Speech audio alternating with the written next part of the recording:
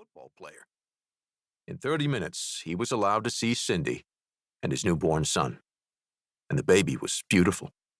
He looked as if he was a few weeks old already, as if he could walk out of his bassinet. He had a full head of dark hair. He kissed his wife, shaking his head as he sat next to her, stroking her hair, leaning over to give her a gentle kiss. Thank you, he told her. The emotion welling in him was almost unbearable. Thank you, Dad, she teased. I couldn't have done it alone. He grinned. Well, you had the hard part. No, actually, you had the hard part, she teased. The nurse cleared her throat from the doorway, and they both looked up, reddening. I'm sorry, I have papers here. Have you thought about a name yet? She asked.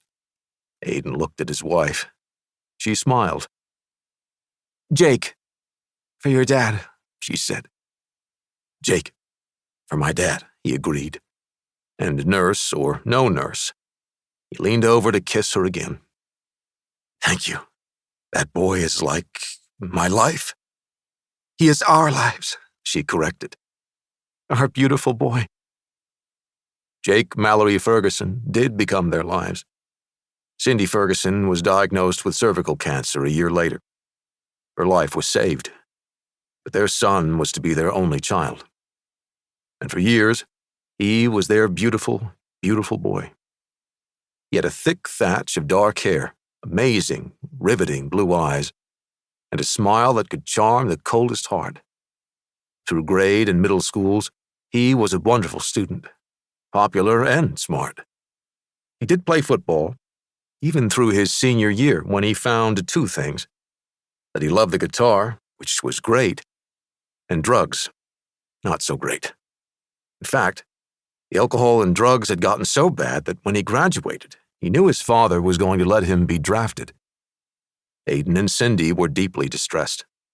A neighborhood boy had already been killed in Vietnam, but a neighborhood girl had already died of an overdose as well.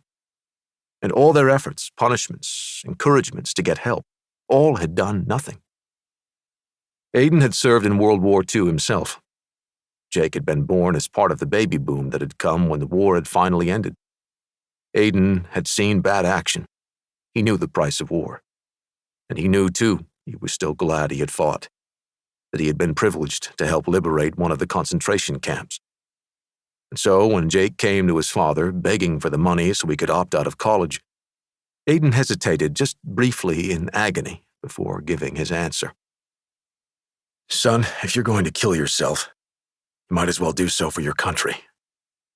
Of course, Jake hated him, but he went off and enlisted in the Navy before he could be ordered into a different branch of the service. And in the service, he found help rather than death. He found others who had suffered from his same addictions and an organization that helped in a way no lecture or punishment could. He still loved his guitar, and when he emerged from the service, he decided to make it his focus. A truly beautiful boy. And in time, he became something Aiden had never imagined for his son. Something wonderful and scary, of course. He followed his dad into music, but he didn't become a studio musician. He somehow became a rock star. Amazing, terrifying.